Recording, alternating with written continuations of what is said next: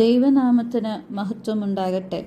എന്നെ കേൾക്കുന്ന എല്ലാ പ്രിയപ്പെട്ടവർക്കും ഒരിക്കൽ കൂടി കർത്താവായ യേശുക്രിസ്തുവിൻ്റെ നാമത്തിൽ സ്നേഹവന്ദനം. കഴിഞ്ഞ ക്ലാസ്സിൽ നമ്മൾ യോശിയ രാജാവിൻ്റെ വിശ്വസ്തതയെ പറ്റിയാണ് ചിന്തിച്ചത്. ഇന്നത്തെ ക്ലാസ്സിനായിട്ട് നമുക്ക് 2 രാജാക്കന്മാർ 22-ാം അധ്യായം 8 മുതൽ 11-ാം വാക്യം വരെ ഒന്ന് വായിക്കാം. മഹാപുരോഹിതനായ ഹിൽക്കിയാവ് രായസക്കാരനായ ഷാഫാനോട്, ഞാൻ ന്യായപ്രമാണ പുസ്തകം യഹോവയുടെ ആലയത്തിൽ കണ്ടെത്തിയിരിക്കുന്നു എന്ന് പറഞ്ഞു. ഹിൽക്കിയാവ് ആ പുസ്തകം ഷാഫാന്റെ കയ്യിൽ കൊടുത്തു. അവൻ അത് വായിച്ചു.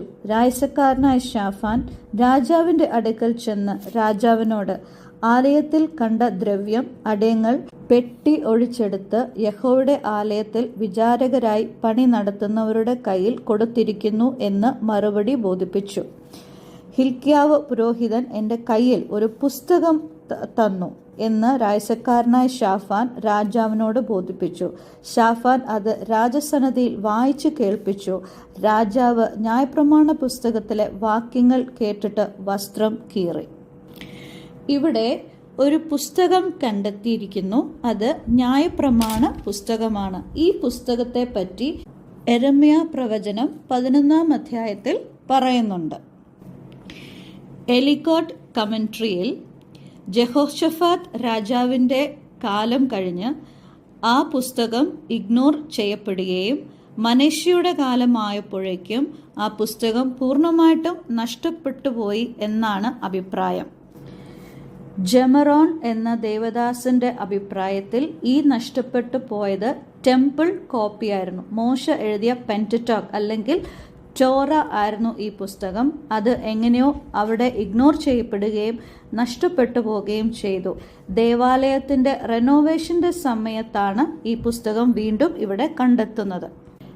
പ്രിയ സഹോദരിമാരെ, ഇവിടെ എനിക്കൊരു ചെറിയ കഥയാണ് ഓർമ്മ വരുന്നത്. ഒരിക്കൽ ഒരു സുവിശേഷകൻ ഒരു ഭവനത്തിൽ ചെല്ലുകയുണ്ടായി.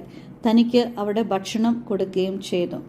അന്ന് ഭക്ഷണം വിളമ്പിയത് വെള്ളി പാത്രങ്ങളിലും അതുപോലെ അവിടെ യൂസ് ചെയ്തത് വെള്ളി സ്പൂൺസുമാണ്.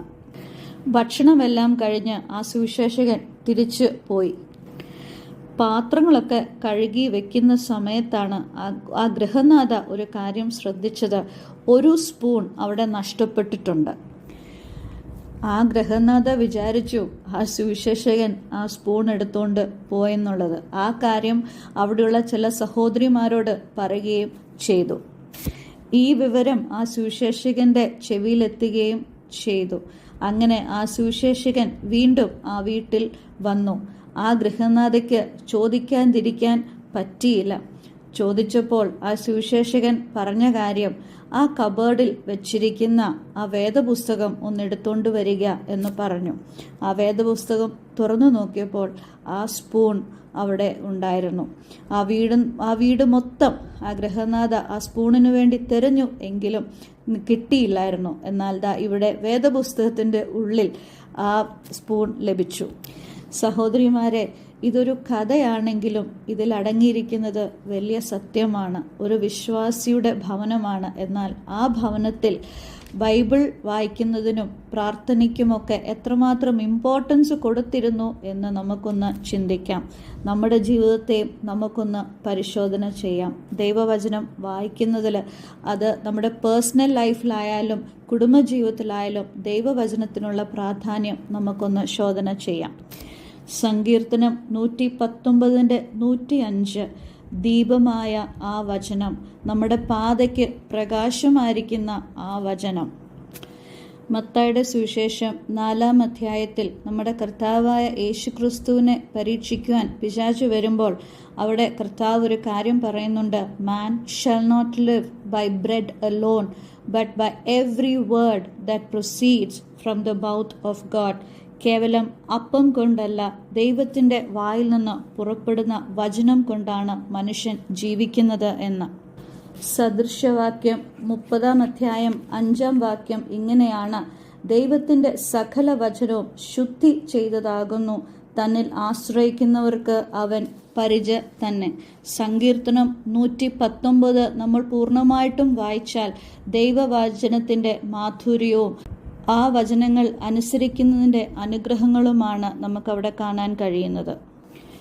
2 തിമോത്തിയോസ് 3:16 ഈ വാക്യം നമ്മൾക്കേവർക്കും പരിചയമുള്ള വാക്യമാണല്ലോ.